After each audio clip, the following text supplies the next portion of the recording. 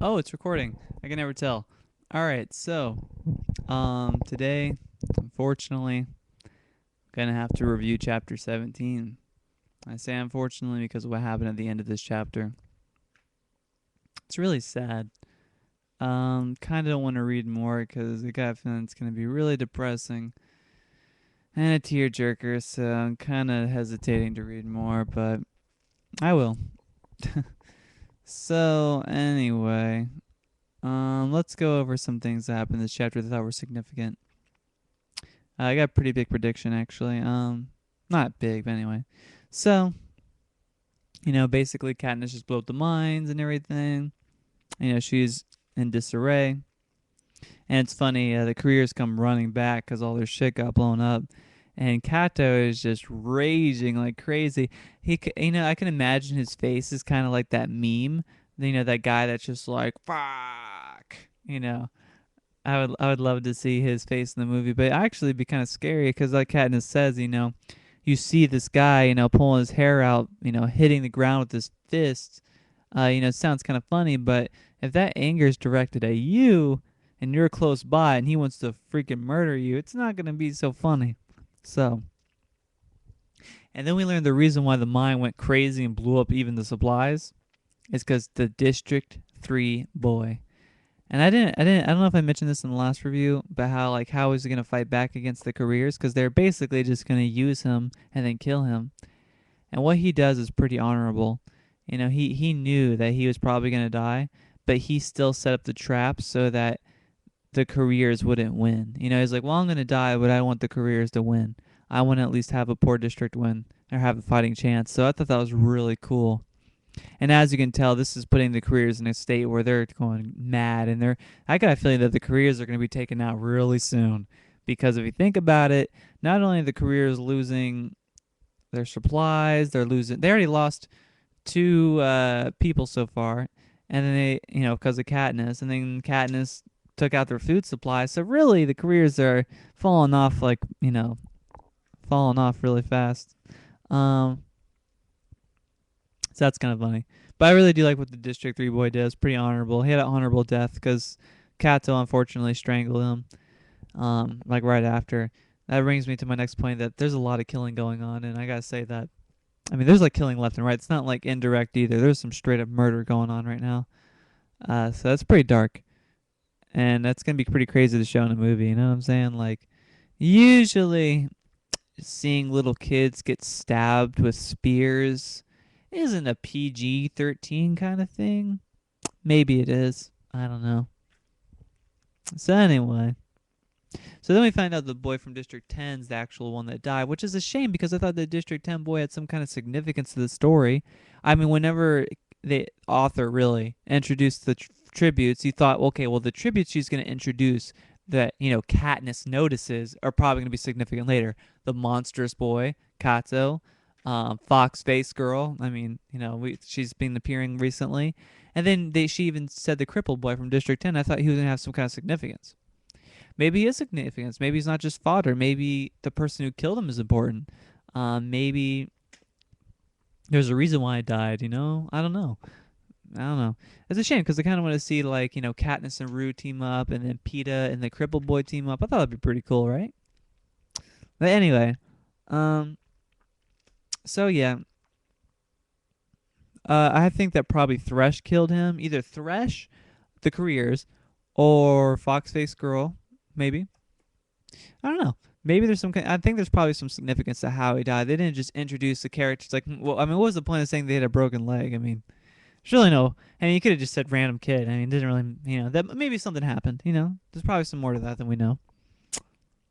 So anyway, the next thing that happened that I thought was pretty cool is that and this is actually goes for Katniss. And you'll never hear me say this a lot. Never hear me say. You won't hear me say this a lot. I really like what Katniss did. And I gotta stop moving back and forth because I know the blurry thing goes, it goes like that. But what Katniss did was really cool. She actually, it kind of pissed me off. I didn't say this in the review, but she was like, "Yeah, fuck. What are you doing, girl? I mean, I know I'm sitting here in a sleeping bag, all comfortable and warm, but you shouldn't be lighting a fire. Just hold off." And then she realizes now that she doesn't have a sleeping bag now that's freezing cold, and she's freezing her ass off, and she's actually considering making a fire. So then she's like, you know what? I have more sympathy for that girl from District 8 now that the one that lit the fire the first night. So I think that's pretty cool that she's actually like, you know what? Maybe I shouldn't be such a hateful bitch. She's getting there. And if Katniss can actually develop to a point where her, the traits I don't like about her are actually developed, then that's going to make her an excellent character. I think that's a good way of making the main character of a story be even more likable, is if they start off unlikable and then they turn into like a normal person, they become more likable. And I can never understand fangirls of Katniss liking Katniss like prior to things like this, because I don't understand what you like about Katniss. But anyway, I'm not gonna get into that whole debate. If you've seen my videos, you know why I don't like her. Um, so let's talk about how the freaking girl from or Foxface girl is freaking apeshit crazy. She starts like, how they have like those evil villain laughs. They start laughing at something that's really not funny. They'll be like, ha ha ha, ha ha ha ha, I'm gonna take over the world, ha ha ha. Like they'll just laugh at stupid shit, like they're just laughing at their own accomplishments, basically. That's kind of what the Foxface girl does. She like gets like super excited and starts laughing over a freaking pot. I think it was like a pan. I mean, that's just hilarious. I want to see them done in the movie. Like, she's like, frying pan. Yes, now I can boil things with this pot. Like, I don't know. That just seems funny to me. It's a little disturbing. I wonder why Katniss. I love how Katniss even suggests the fact that, oh yeah, maybe I'll team up with this girl. She does realize that it's probably not a good idea because she has a fox for her face.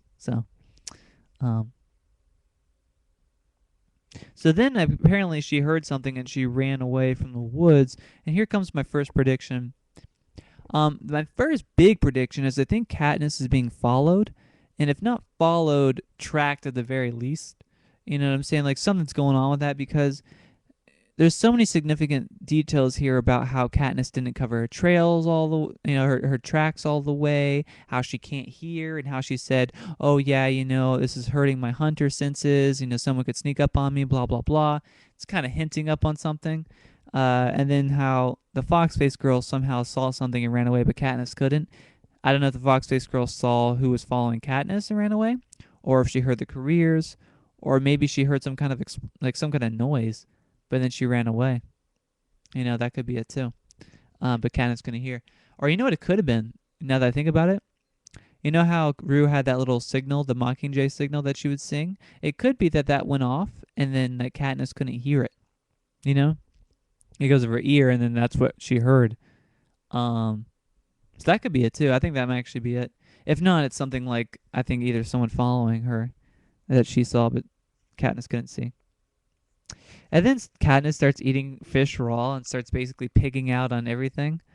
I think that's hilarious. And but there's a little important detail to notice here, besides her just basically picking out, is that she says that it's like, I can't fill my appetite. There's nothing that I can eat that'll make me not hungry. That's kind of a premonition that something bad's gonna happen. And I've seen this done actually in other books. And you'll see it a lot. Like you'll see something like, in a story, the mom drops a glass that was like, really important to her husband or something like that. Then it symbolizes that her husband's in danger or something like that. Those kind of things. And just how Katniss is waiting for Rue, shit's not going right, thing like that. It kind of shows that Rue's in trouble, basically, what the book's trying to tell you. Yeah.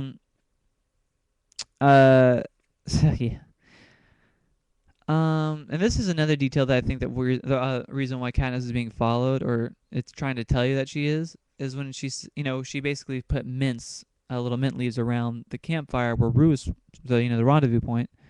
And then Rue, apparently she did that, and then she was like, Rue will understand I've been here, while they'll mean nothing to the careers. But if you think about it, the careers really aren't a big threat anymore in the Hunger Games.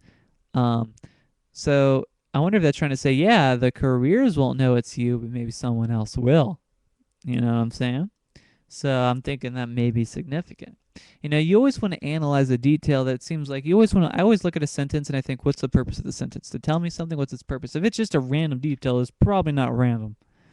But anyway, so that comes to the end of the book, and this is a scene I would love to see done in this movie, how Katniss is kind of walking through the woods, kind of cautiously. Then she's just kind of speed walking, and then she's kind of not sprinting, but getting there, and she doesn't really care about it anymore. And then she starts hearing the mockingjays, and then she's pretty much walking really fast. And then when she hears Rue scream, she just bolts. She sprints and she's running, and she doesn't care about anything else anymore. And all she can think about is Rue, and that's a pretty intense moment. I would love to see done in the movie. And then I love how Katniss is actually thinking, maybe if I just call out her name, the careers won't bother with her, they'll bother with me. And that's what happens. Rue's like, Katniss, Katniss, help, whatever. And then Katniss just like, Rue, I'm here, blah blah blah, and she's trying to actually get the careers to come to her. And I think that's a really sad moment, especially how the end here, how it phrases it. It's like, and then she's like, just as she just has time to reach her hand through the mesh and say my name before the spear enters her body. So that's pretty sad. I actually just read something. Damn it! I actually read a little bit into the chapter just now. Damn it. Apparently it was the boy from District 1. That kind of, because I was about to say, I was actually about to say, like, maybe it isn't one of the careers, maybe that's the reason why they still killed Rue, because how did they know that Rue was insignificant to Katniss? Or maybe they didn't know. Maybe they just found Rue. But still though, god damn, that sucks, man. Like, what's going on with this? It's killing every time, like, and Rue, I don't know. What I'm trying to say is I'm pissed that Rue died. Okay? It pissed me off. Rue did not deserve to die. If anyone deserved to die, it was Katniss. I want Katniss to get speared through the chest. Oh my god. So anyway, I'm gonna read the next chapter probably now. But yeah. Hopefully you guys enjoy these. And if you like it, let me know. Maybe leave a comment. And have a good one. Yeah. Do that.